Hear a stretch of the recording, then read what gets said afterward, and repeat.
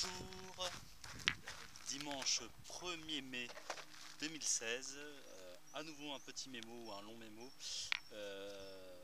pour me rappeler les axes de travail que je veux utiliser dans ma démarche pour m'améliorer à la pétanque. Donc c'est plus une démarche pour la compétition concours que pour le loisir, puisque pour le loisir, vraiment, il ne faut pas trop se prendre la tête, bien que même dans le loisir, c'est bien de jouer avec les règles, hein, quand on joue à un jeu qui a des règles. Voilà. Donc l'idée, je reviens vite fait.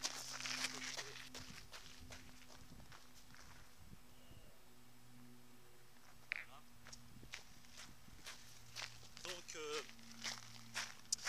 j'ai eu un passage à vide, pourtant je sais que je m'entraînais, et ça c'est un point que je dois me rappeler, je l'ai dit mais je ne l'ai pas vraiment appliqué, travailler la qualité sur la quantité. Je m'entraînais tous les jours et au lieu de m'améliorer, bien au contraire, je régressais, notamment au tir où je tirais n'importe comment. Donc je travaillais beaucoup la prise de la boule, où vraiment j'essayais de serrer les doigts, que le pouce ne soit pas impliqué, en prenant les conseils de certains joueurs de pétanque que je côtoie, Robin, merci, etc. Mais aussi merci à toi, Soujil85, qui fait de superbes vidéos pédagogiques et d'apprentissage. Le problème, c'est que je me prenais beaucoup la tête parce que j'arrivais pas bien à la mettre dans la paume, à bien avoir le lâcher de boule. Et du coup, je travaille quand même la proprioception, mais j'avais un peu de mal. Et après, chercher, alors j'ai toujours pas la réponse. Je pense que c'est une question de sensation, mais à voir avec d'autres joueurs, etc. Quel est le bon diamètre pour un joueur de pétanque, que ce soit pour tirer au pointeur. En tout cas, le tout est d'être à l'aise et de bien sentir les boules. Du coup, pour le tir, je suis revenu sur une démarche moins précise, malheureusement, j'ai envie de dire, à ce niveau-là. C'est que à la base, j'avais un tir calculé au niveau du geste, c'est-à-dire que je me plaçais dans le rond, je visais la boule avec mon bras, j'alignais mon bras, ma main qui tenait la boule avec l'autre boule, pour bien armer, je cherchais derrière pour faire le levier, et après je lâchais. C'était pas mal dans le sens de la droiture. Malheureusement, je ne sais pas pourquoi, je n'ai pas encore le recul pour, je lâchais ma boule tardivement, en tout cas en analyse, puisqu'à chaque fois j'étais bien en niveau de droiture, mais j'arrivais souvent très très loin derrière. Au lieu d'arriver sur la boule, j'arrivais soit ici, soit beaucoup plus loin. Donc j'avais une bonne droiture, quelle que soit la distance, mais je lâchais trop tard. Donc là, ce que je fais pour aussi m'économiser, parce que à force de me concentrer, je me crispais, et là est la réussite, surtout dans un jeu de précision, c'est la décontraction, quelle que soit d'ailleurs la discipline, hein, en danse, au parapente, en équitation, etc. Il faut être à la fois dynamique, mais pas tendu, et être le plus naturel possible. Chercher l'ergonomie, et c'est là qu'intervient la proprioception, sentir tout son corps et être le plus en harmonie possible pour pouvoir jouer dans la décontraction. Donc l'idée, c'est que maintenant, même si je suis moins précis et moins spectaculaire, je pointe sur la boule. Ma boule, c'est la donnée, et je pointe dessus. Donc je ne cherche plus devant, ça me crispait un peu à force de le faire. Je me concentre tranquillement et je pointe sur la boule. Elle arrive en donnée dessus. Pour l'instant, je ne suis pas assez précis, donc souvent je ramasse. Hein. Je ne suis pas pleinement faire, mais au moins je suis plus détendu et il y a de meilleurs résultats, en tout cas à la longue. Donc je pars de ce principe, à voir dans le futur si je reste sur ça ou pas. Aussi, un point très important, le cercle.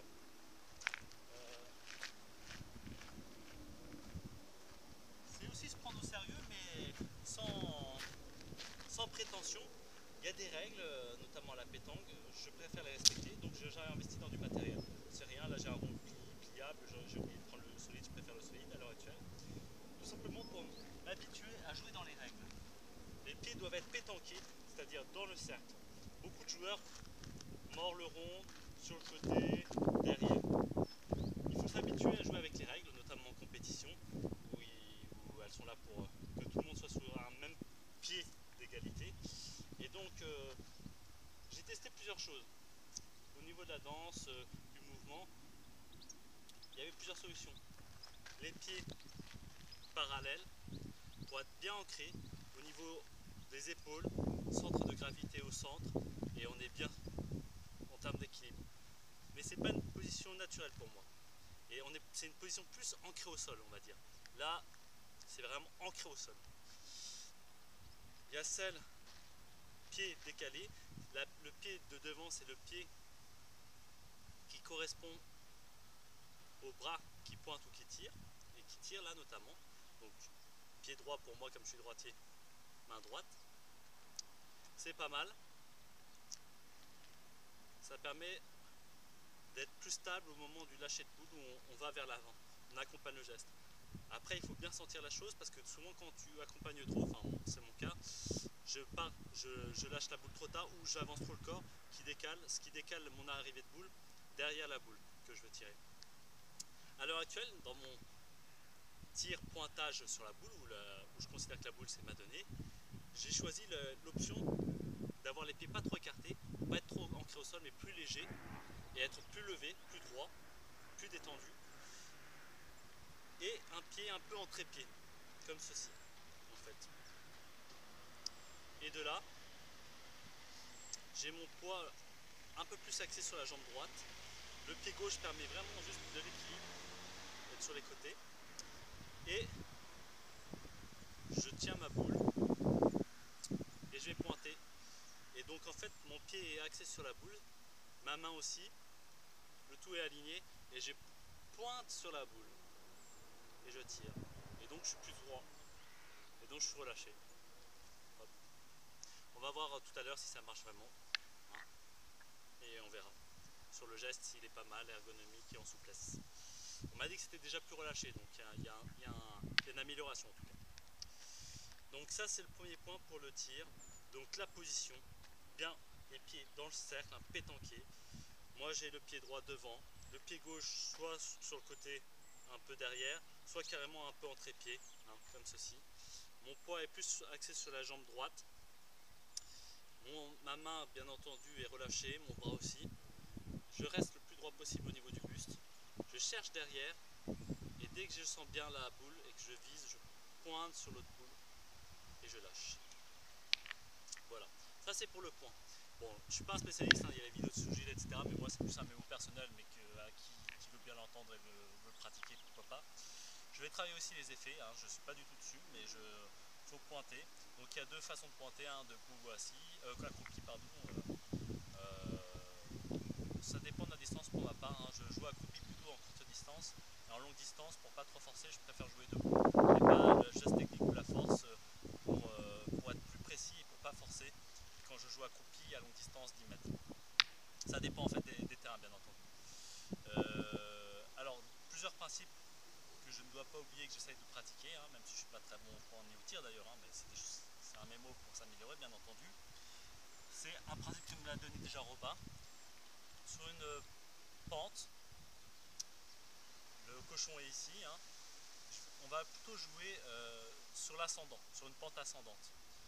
Comme ça, on a juste à doser la boule et elle va venir mourir au cochon.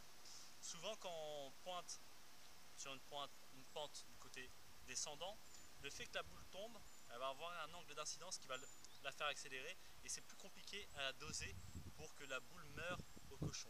Donc le conseil c'est de jouer sur un côté plutôt pentu. Autre point, c'est regarder là où il n'y a pas de cailloux. Donc chercher à la fois cette donne où la boule ne va pas réagir comme on ne le voudrait pas. Donc vraiment un côté sableux, etc.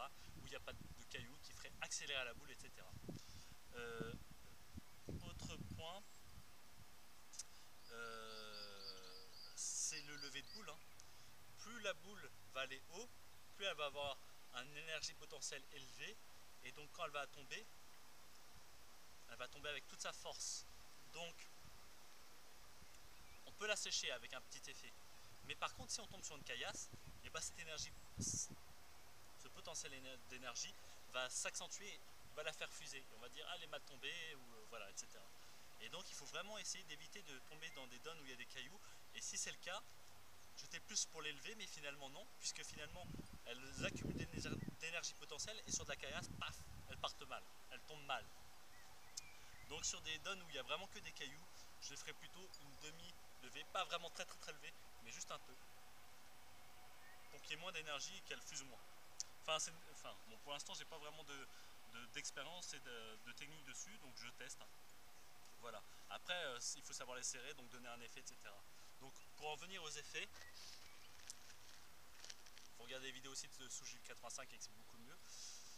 Il y a celle où on va la freiner, donc vraiment on lâche la boule et la boule fait un effet rétro, donc le sens d'orientation est vers soi. Il y a la boule qu'on veut donner vers la gauche, donc là la main est lâchée à ce niveau là et la boule on la lâche, elle descend au niveau de la main et elle va tourner dans ce sens. Donc quand elle va tomber, elle va tourner comme ça. Et si on veut tourner à droite, donc là c'était pour la gauche, le pouce vers le haut et la boule tombe de la main. Du coup une rotation est imprégnée vers la gauche. Et si je veux donner une rotation, un effet vers la droite, on pousse vers le bas. On peut le faire aussi comme ça, mais c'est plus compliqué. Enfin, pas plus compliqué, mais c'est une autre technique. Et là, la boule, on va la laisser tomber côté pouce. La boule a une rotation de ce sens et va aller vers la droite. On va essayer de faire les tests. Voilà dans mes mémos. On va voir si ça évolue avec le temps.